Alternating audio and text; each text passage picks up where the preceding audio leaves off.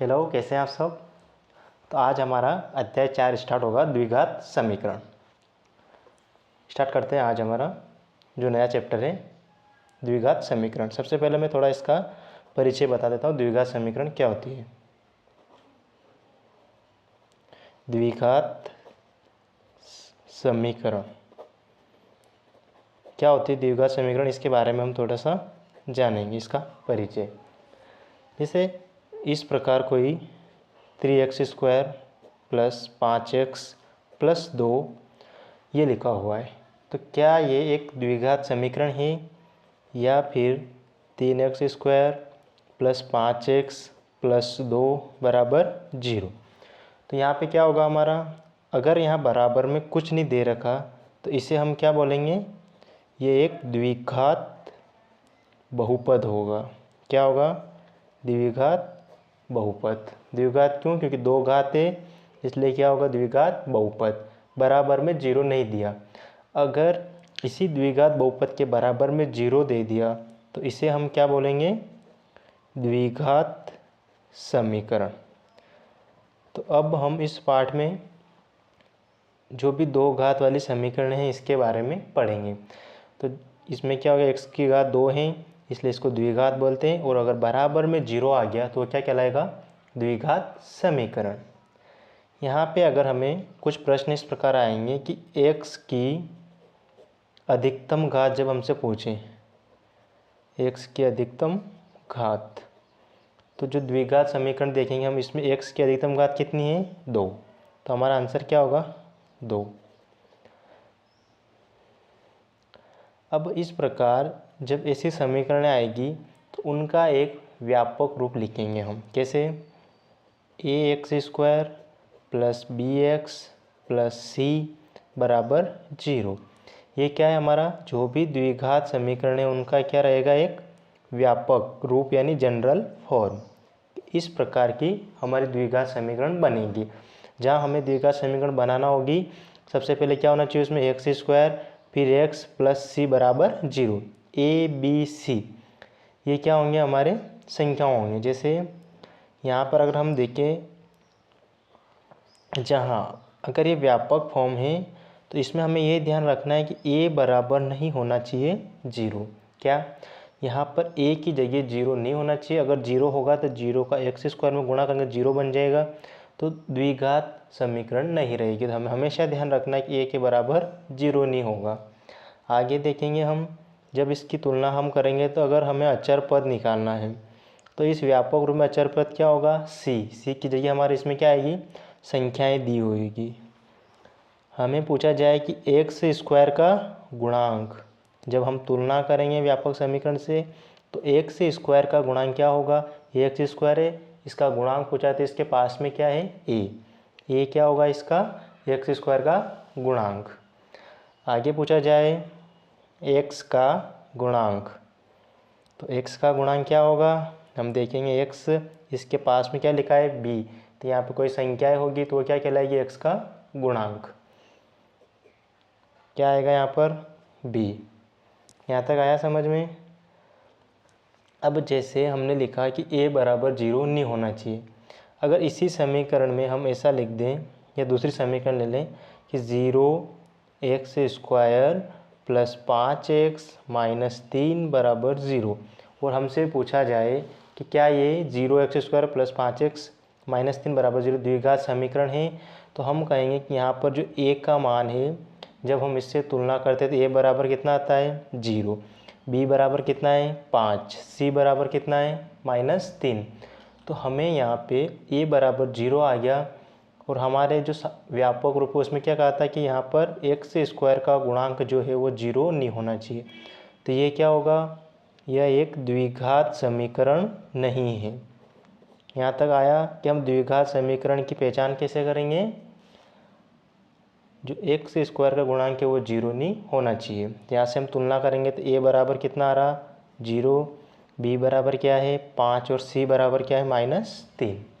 क्या यहाँ तक आप समझ गए। अब हम लेते हैं हमारे जो प्रश्नावली 4.1 है उसके सवाल।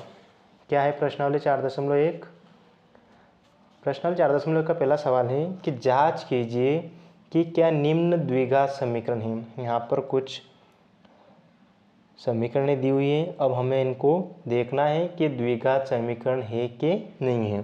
तो इनको हम सॉल्व करेंगे। अगर ये जो हमारा व्यापक रूप था क्या था, ax² plus bx plus c बराबर 0 इस रूप में आ गई और a का मान बराबर में 0 नहीं आया, तो ये क्या होगी, द्विघात समीकरण। हम चेक करते हैं, इसको हल करेंगे। सबसे पहले इसका यहाँ लिखेंगे हमें प्राप्त है या हमें दिया है। क्या दिया है, x प्लस 1 का होल स्क्वायर बराबर 2x माइनस 3। सबसे पहले सॉल्व करेंगे। क्या x प्लस 1 का होल स्क्वायर का सूत्र याद है हमें, क्या सूत्र था हमारा, a प्लस बी का होल स्क्वायर बराबर क्या होता है, a square plus B square plus 2ab। यहाँ सूत्र लगाएंगे तो a का मान है x का स्क्वायर, b की जगह 1 का स्क्वायर प्लस 2a का मान x और b का मान कितना है 1। यहाँ तक आया।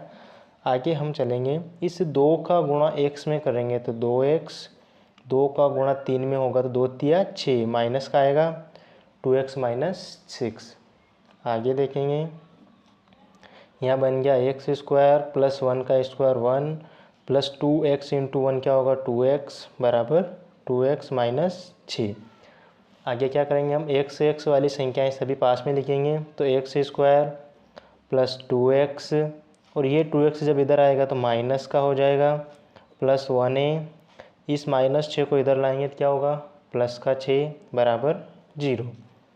हल करेंगे, एक्स स्क्वायर 2x में से प्लस का 2x माइनस का 2x कैंसिल होगा, कुछ नहीं बचा, सिर्फ 0 बचेगा और 1 प्लस 6 कितना होगा प्लस का 7 बराबर 0। यहाँ तक आ गया हो, हमने सॉल्व कर ली। अब यहाँ हम लिख सकते हैं यह ax square plus bx plus c बराबर 0 के प्रकार का है।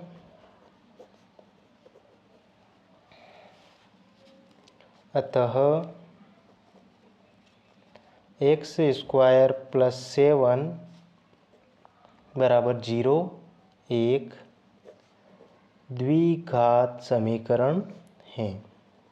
क्या यहाँ तक आया आपको समझ में, किस प्रकार है। जैसे हम व्यापक रूप से तुलना करेंगे इसकी, हमारा जो व्यापक रूप है कि ax square plus bx plus c बराबर 0 और जहाँ a बराबर 0 नहीं होना चाहिए, तो जहाँ x स्क्वायर से गुणांक a है, x स्क्वायर जो हमारा दिया हुआ है यहाँ पे दिया, इसका गुणांक क्या है कुछ नहीं तो 1 है, तो a का मान कितना आ गया 1। b बराबर नहीं दिया तो b का मान 0 हो जाएगा और c बराबर अचर पद कितना है 7। हमें क्या ध्यान रखना है, a का मान 0 नहीं होना चाहिए, तो हमारा a का मान कितना है 1, तो ये क्या हो गया एक द्विघात समीकरण। यहाँ तक हो गया। अब हम लेंगे इसका दूसरा प्रश्न। दूसरा प्रश्न क्या है, x square minus 2x equal to -2 फिर कोष्टक में 3 माइनस x।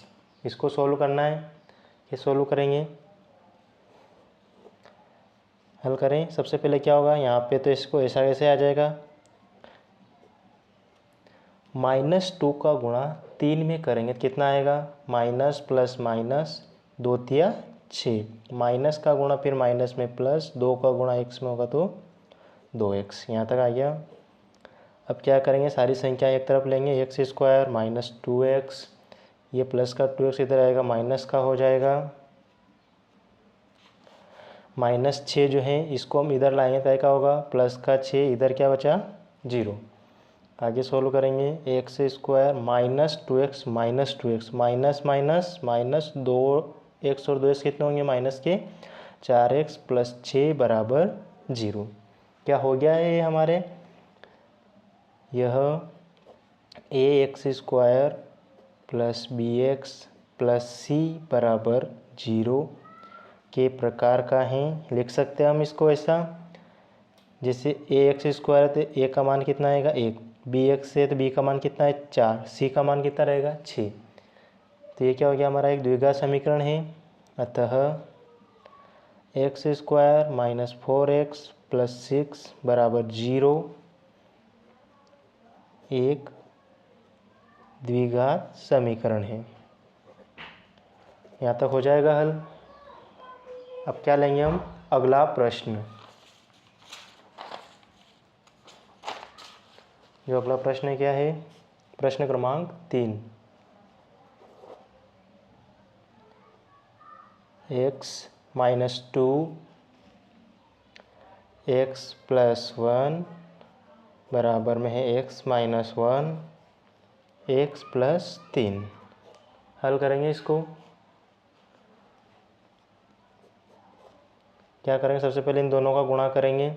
तो इस x का गुणा इस वाले पूरे कोष्ठक में करेंगे। तो x का x में करेंगे तो एक्स स्क्वायर, x का प्लस 1 में करेंगे तो प्लस x, माइनस 2 का गुणा x में करेंगे तो माइनस 2x, फिर माइनस 2 का गुणा प्लस 1 में करेंगे तो माइनस 2। अब बराबर के इधर करेंगे, इस x का गुणा इस x में करेंगे तो एक्स स्क्वायर, x का गुणा प्लस 3 में करेंगे तो 3x, माइनस 1 का गुणा x में करेंगे माइनस x, और माइनस 1 का गुणा प्लस 3 में करेंगे तो माइनस 3।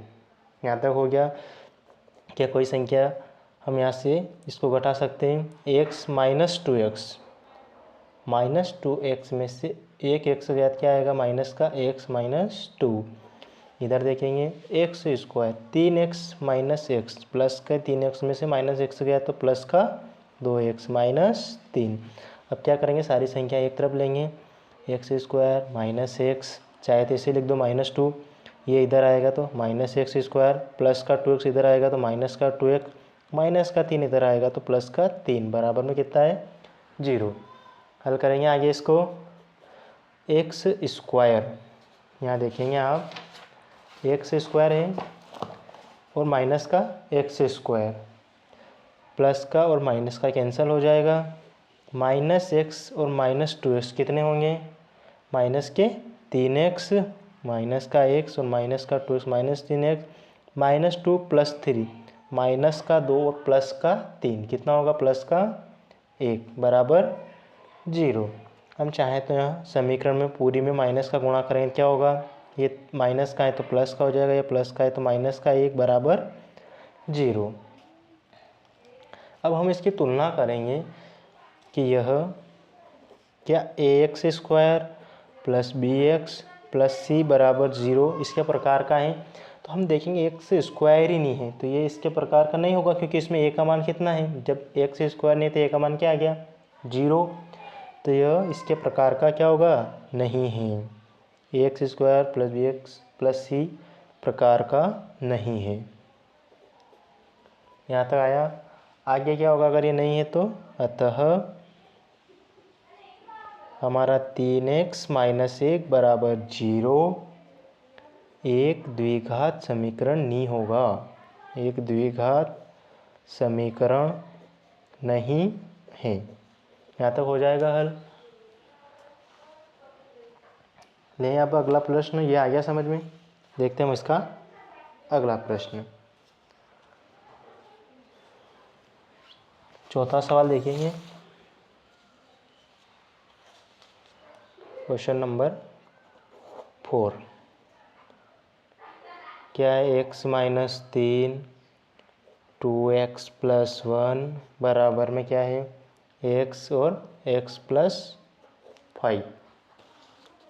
क्वेश्चन देख लें, x माइनस 3 2x प्लस 1 बराबर x और x प्लस 5। हल करो इसको। अब तो आसान लग रहे हैं क्वेश्चन, सीधा x का गुणा करेंगे पूरे कोष्ठक में, तो x का 2x में होगा क्या होगा 2x स्क्वायर, इस x का प्लस 1 में तो प्लस x। अब माइनस 3 का 2x में करेंगे तो प्लस माइनस, और 3 दूनी 6x, माइनस 3 का प्लस 1 में करेंगे प्लस का 3, बराबर इस x का गुणा x में करेंगे तो x स्क्वायर, प्लस x का गुणा 5 में करेंगे तो 5x। आगे हल करेंगे, 2x स्क्वायर प्लस का x और माइनस का 6x, तो क्या बचेगा, माइनस का 5x प्लस 3 बराबर x स्क्वायर प्लस 5x। आगे जाएंगे हम, 2x square minus 5x plus 3, ये वाला x इधर आएगा तो माइनस का होगा, प्लस का 5x इधर आएगा तो माइनस का होगा, बराबर में 0। हल करेंगे, प्लस का 2x स्क्वायर माइनस का x स्क्वायर, तो 2x स्क्वायर में से माइनस x स्क्वायर कितना बचा, x स्क्वायर, माइनस का 5x और माइनस का 5x कितना होगा, माइनस का 10x। फिर क्या बचा, प्लस का 3, ये हो गया प्लस का 3।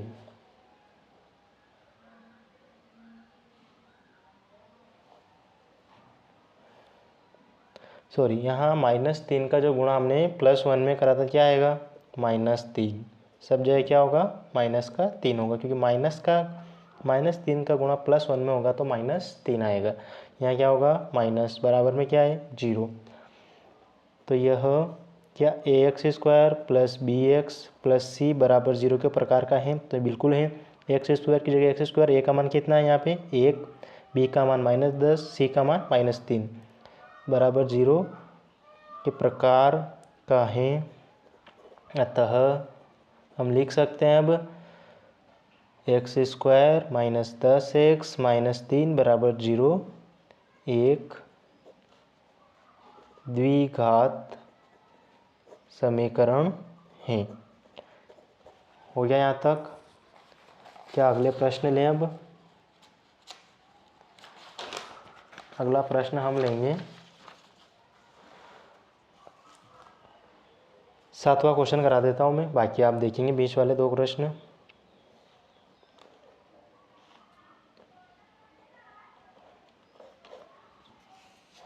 सातवां प्रश्न देखने आप, x + 2 की घात कितनी, होल घात 3 बराबर 2x x² - 1। इसको हल करेंगे हम। x + 2 की घात 3 बराबर 2x x² - 1। हल करने से पहले हमें सूत्र याद होना चाहिए। सूत्र क्या लगेगा इसमें, a + b की होल घात 3। क्या है सूत्र, हमें याद है। लिखेंगे हम a की घात 3 + b की घात 3 + 3a² b + 3ab²। यहाँ तक कर लेंगे हम।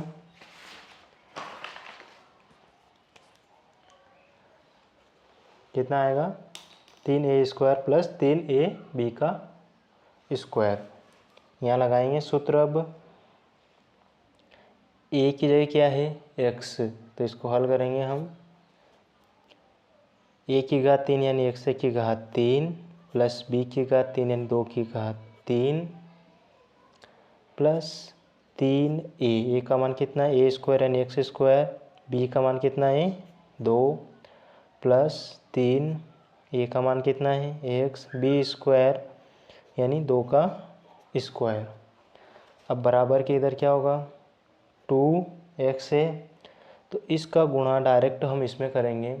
तो 2x का गुणा x² में करेंगे तो इसकी 1 घात और 2 घात जोड़ी कितनी हो जाएगी, 2x की घात 3 - 2x का गुणा 1 में होगा तो -2x। यहाँ तक आया समझ में। आगे इसको हल कर लें अब। x की घात 3, 2 की घात 3 कितना होगा, 8 होगा, 2 दूनी 4, 4 दूनी 8 + 3 का गुणा 2 में करेंगे, 3 दूनी 6x² + 2 का स्क्वायर कितना है 4, 4 का गुणा 3 में करेंगे तो 12x बराबर में है 2x की घात 3 - 2x। अब क्या आगे लेंगे, इसको हल करेंगे। x की घात 3 + 6x² + 12x, इधर से संख्याएं इधर लेंगे तो क्या आएगा, प्लस का 8 भी लिख लो। 2x की घात 3 इधर आएगा तो माइनस का होगा, -2x इधर आएगा तो प्लस का होगा, बराबर में क्या बचा 0। आगे हम हल करेंगे, x की घात 3 - 2x की घात 3 तो कितना बचेगा, -x की घात 3। आगे 6x² और कोई संख्या ही नहीं तो प्लस का 6x², 12x और 2x कितने होंगे 14x, कितना बचा प्लस का 8 बराबर 0। आगे माइनस लगा था, हम चाहे तो समीकरण में पूरी समीकरण में माइनस से गुणा करेंगे तो ये क्या होगा, माइनस का है तो प्लस का, ये प्लस का है तो माइनस का, ये माइनस हो जाएगा और ये माइनस हो जाएगा बराबर 0। अब क्या हम इसकी तुलना करेंगे, यह जो समीकरण है हमारी ax² + bx प्लस सी बराबर 0। क्या इसके प्रकार के हम तुलना करेंगे कि हमें एक्स स्क्वायर तो चाहिए, लेकिन एक्स की घात 3 वाला हमारे जो व्यापक रूप है इसमें नहीं है, तो क्या होगा, इसके प्रकार का नहीं होगा।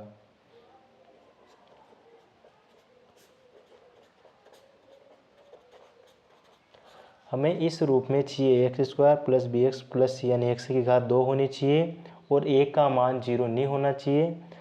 फिर एक अचर पद होगा और बी का मान चाहे 0 हो सकता है, बस ए का मान नहीं होना चाहिए।